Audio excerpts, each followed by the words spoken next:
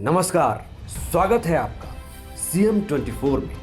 TV 24 का मध्य प्रदेश के मुख्यमंत्री डॉक्टर मोहन यादव की गतिविधियों का एक जीवंत और अनोखा बुलेटिन। हर 24 घंटे की धड़कन सीधे आपके घर तक। यहाँ हम देखते हैं उनके विजन, विकसित मध्य प्रदेश, मिशन टेक्नोलॉजी से समृद्ध राज्य और उन योजनाओं का सफर जो करोड़ों जिंदगियों में नई उम्मीदें जगा रही है।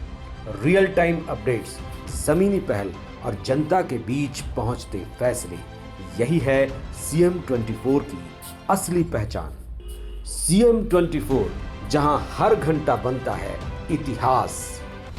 मध्य प्रदेश में विकास और जनकल्याण को नई गति देने का दावा लगातार मजबूत होता नजर आ रहा है। हर घर जल पहुंचाने से लेकर किसानों के खातों में सहायता राशि, युवाओं को विदेश में उच्च शिक्षा के अवसर और कुपोषण के खिलाफ प्रभावी अभियान तक सरकार अपनी उपलब्धियों को जनता के सामने रख रही है।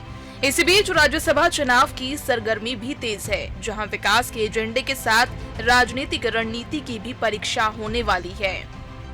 मध्य प्रदेश सरकार जल जीवन मिशन, मुख्यमंत्री जन कल्याण संबल योजना और पीएम स्वनिधि जैसी योजनाओं के जरिए अंतिम व्यक्ति तक विकास पहुंचाने का दावा कर रही है।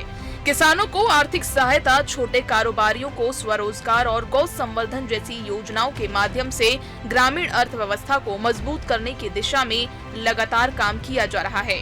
सरकार का कहना है कि विकास और जन कल्याण साथ साथ आगे बढ़ रहे हैं। शिक्षा के क्षेत्र में भी प्रदेश नई पहचान बना रहा है। पिछड़ा वर्ग विदेश अध्ययन छात्रवृत्ति योजना के तहत प्रतिभाशाली युवाओं को विश्व स्तरीय संस्थानों में पढ़ाई का अवसर मिल रहा है। बालाघाट के राजवर्धन राणा का लंदन स्कूल ऑफ इकोनॉमिक्स में चयन इसी पहल की बड़ी उपलब्धि माना जा रहा है। सरकार उनकी पढ़ाई का पूरा खर्च उठाकर युवाओं के सपनों को नई उड़ान देने का संदेश दे रही है। विदिशा का पोषण संजीवनी अभियान जन भागीदारी और तकनीक से बेहतर समन्वय का उदाहरण बनकर सामने आया है। कुपोषण से जूझ रहे बच्चों को सामान्य श्रेणी में लाने के लिए स्वास्थ्य विभाग, प्रशासन और समाज के सहयोग से लगातार प्रयास किए जा रहे हैं। सरकार का दावा है कि इस मॉडल ने हजारों परिवारों में नई उम्मीद जगाई है और स्वस्थ भविष्य की मजबूत नींव रखी है। विकास के एजेंडे के साथ अब राज्यसभा चुनाव की सियासत भी चर्चा में है। भाजपा ने तीसरे प्रत्याशी के रूप में महेश केवट को मैदान में उतारकर राजनीतिक संदेश देने की कोशिश की है। मुख्यमंत्री डॉक्टर मोहन यादव ने नामांकन के दौरान जीत का भरोसा जताते हुए संगठन की एकजुटता पर विश्वास व्यक्त किया है। पार्टी इसे कार्यकर्ताओं के सम्मान और सामाजिक प्रतिनिधित्व से जोड़कर देख रही है।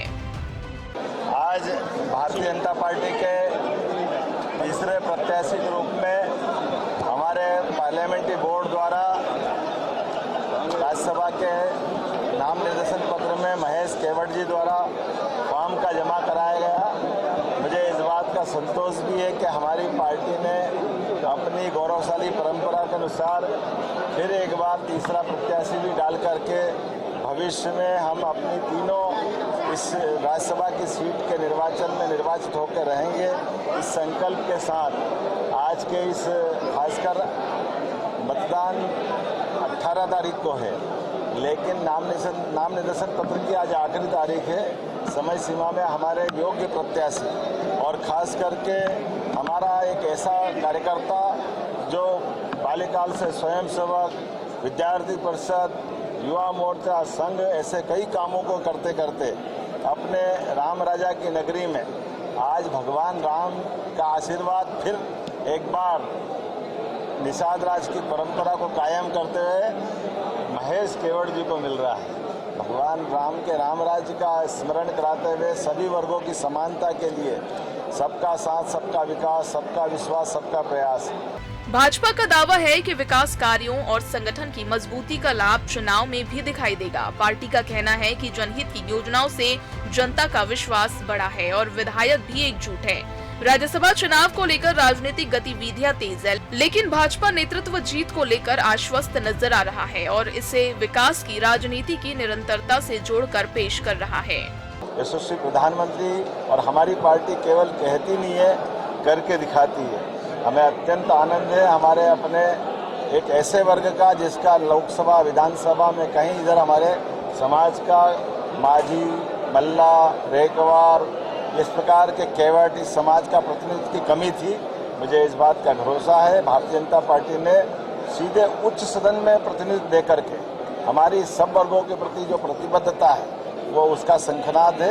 हम पूरा प्रयास करेंगे। निश्चित रूप से लोकतंत्र में विजय होना ये हर एक पार्टी की इच्छा होती है। मुझे पूरा भरोसा भारतीय जनता पार्टी अपने तीसरे प्रत्याशी को भी विजय मार्ग पर लेके चलेगी। मेरी अपनी ओर से इस अवसर पर माननीय अध्यक्ष जी श्रीमान हेमंत खंडेलवाल जी, हमारे पूर्व अध्यक्ष श्रीमान राकेश सिंह जी, पूर्व अध्यक्ष वी.डी. शर्मा जी, हमारे प्रभारी डॉक्टर महेंद्र सिंह जी, हमारे वरिष्ठ नेता माननीय कैलाश जी, प्रहलाद जी, इस अवसर पर दोनों डिप्टी सीएम और सारे के सारे सांसद विधायक सब पूरी पार्टी इस ताकत के साथ लगी है।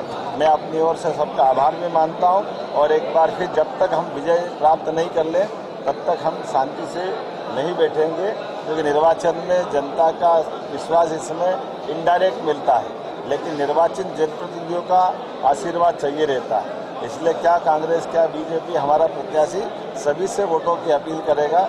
एक बार फिर आज के अवसर पर हम इनके निर्देशन पत्र जमा कराने के बाद हम सब बधाई देते हैं। बहुत धन्यवाद। मध्य प्रदेश में विकास, जन कल्याण और सामाजिक उत्थान की योजनाओं के साथ राजनीतिक गतिविधियां भी नई दिशा ले रही है। Bureau report CM24 Bhopal.